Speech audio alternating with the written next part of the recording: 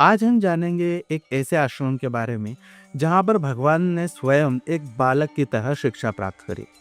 एक ऐसा आश्रम जहाँ पर उनको उनका सबसे प्रिय मित्र और सबसे बड़ा भक्त मिला। एक ऐसा आश्रम जहाँ पर उन्हें सफाई करनी पड़ी और खाना बनाने के लिए लकड़ियाँ बीनने जंगल जाना पड़ा।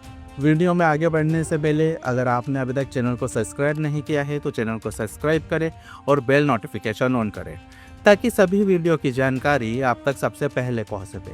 तो चलिए अब बिना किसी विलंब के वीडियो में आगे बढ़ते हैं।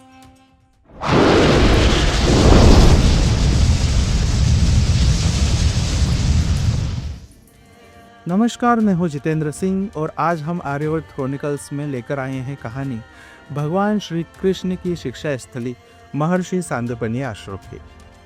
आज हम इस वीडियो में जानेंगे कि महर्षि सांदीपनि आश्रम की स्थापना कब और कैसे हुई, भगवान श्री कृष्ण यहाँ पर कब पढ़ने आए थे और यहाँ पर स्थित शिव मंदिर में नंदी जी खड़े क्यों हैं, और अंत में हम जानेंगे कि भगवान श्री कृष्ण ने महर्षि सांदीपनि को गुरु दक्षिणा में क्या किया।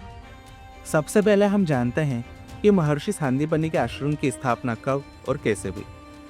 तो आज से लगभग 6000 वर्ष पूर्व द्वापर युग में महर्षि सांदीपनि अपने पुत्र के समुद्र में लापता होने के पश्चात काशी से अवंतिका नगरी आ गए थे।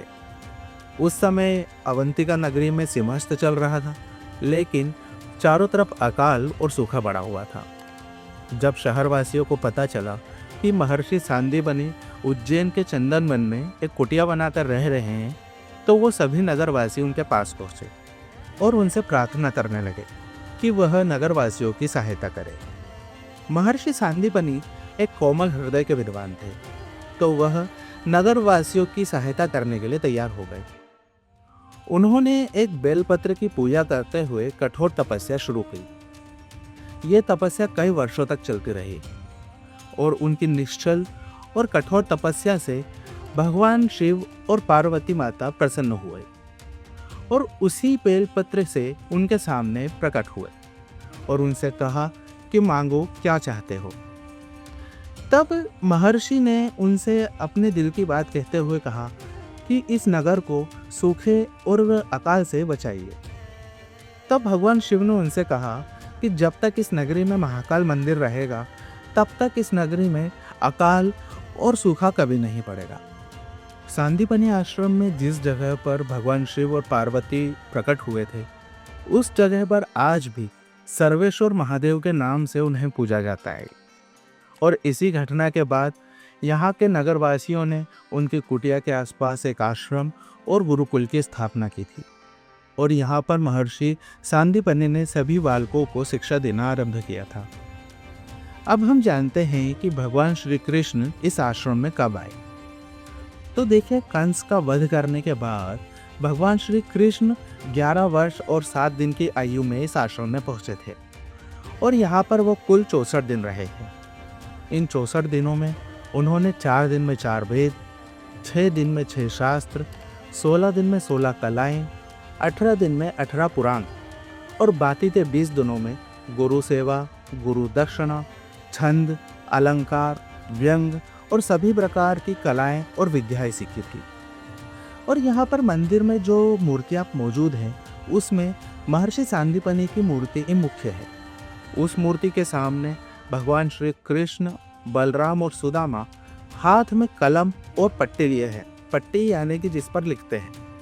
अब यहाँ पर बहुत से लोग कहते हैं कि अगर भगवान श्री कृष्ण भगवान थे, पूरी सृष्टि को बनाने वाले थे, तो उन्हें पढ़ने की क्या ज़रूरत थी।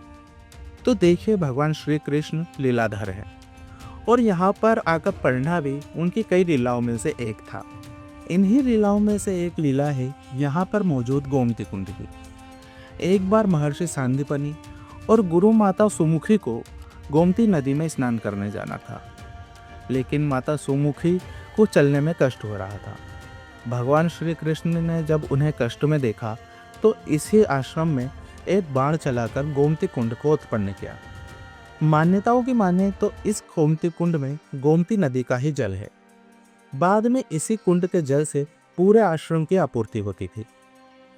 यहीं पर जब भगवान श्री कृष्ण अपनी स्लेट पर कुछ लिखते थे तो उसे साफ करने भी इसी कुंड में आते थे। और उनकी स्लेट पर जो भी चीज़ें लिखी होती थी, जो भी अंक लिखे होते थे, वो इसी कुंड में गिरते थे। इसीलिए इस क्षेत्र को अंकपात भी कहा जाता है। अब हम जानते हैं कि महर्षि सांदीपनि में स्थित शिव मंदिर के सामने नंदी खड़े क्यों हैं। तो देखिए, बात उस समय की है जब भगवान श्री कृष्ण यहाँ पर पढ़ने आए हुए थे। जब भगवान शिव को पता चला कि उनके मित्र यहाँ पर पढ़ रहे हैं, तो वो उनसे मिलने आए थे। जब हरि और हर का मिलन हो रहा था, तब नंदी कुटिया के बाहर बैठे हुए थे।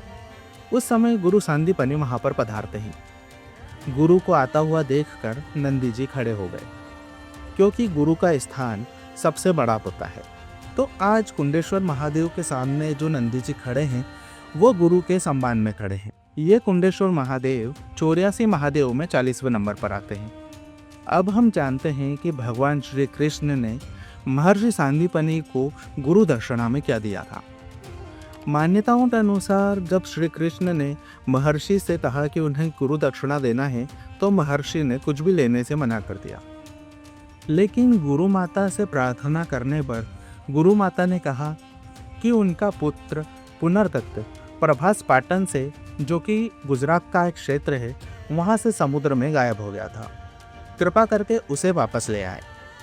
गुरु माता की यह बात सुनकर भगवान श्री कृष्ण और बलदाऊ दोनों के दोनों समुद्र के किनारे पहुंचते हैं।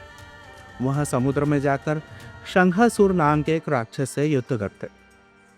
शंखासुर हमेशा एक शंख की आकृति का कवच पहन के रखता था, जिससे उसे हराना बहुत ही मुश्किल था। जब भगवान श्री कृष्ण और बलदाऊ ने शंखासुर का वध किया, तो पता चला कि गुरु पुत्र मर चुका है और वो इस समय यमलोक में है। यह बात जानने के बाद भगवान श्री कृष्ण यमलोक पहुंचते हैं। यमलोक में वह यमराज से गुरुपुत्र को वापस लेते हैं और गुरुपुत्र को आश्रम में वापस छोड़ते हैं। यहाँ पर जब शंखासुर से उनका युद्ध हुआ था, तो उन्हें यहाँ पर पंचजन्य नाम का शंख भी प्राप्त हुआ था। इस शंख को उन्होंने महाभारत युद्ध से पहले भी बजाया था। भगवान श्री कृष्ण की महर्षि सांदीपनि आश्रम में की गई लीलाओं से हमें समझ आता है कि अगर हमने इस पृथ्वी पर जन्म लिया है, तो हमें शिक्षा की आवश्यकता पड़ती है, क्योंकि शिक्षा से सिर्फ हमारा जीवन ही सुखद नहीं होता, हमसे जुड़े हर व्यक्ति का जीवन सुखद होता है। आपको ये वीडियो कैसा लगा, हमें कमेंट करके ज़रूर बताइए। अगर आप किसी और कहानी या चीज़ के बारे में जानना चाहते हैं, तो उसे भी आप हमें कमेंट करके बता सकते हैं। इस वीडियो को अपनी फैमिली और फ्रेंड्स के साथ शेयर करें। मिलते हैं अगले वीडियो में, तब तक के लिए जय श्री हरि, जय श्री महाकाल।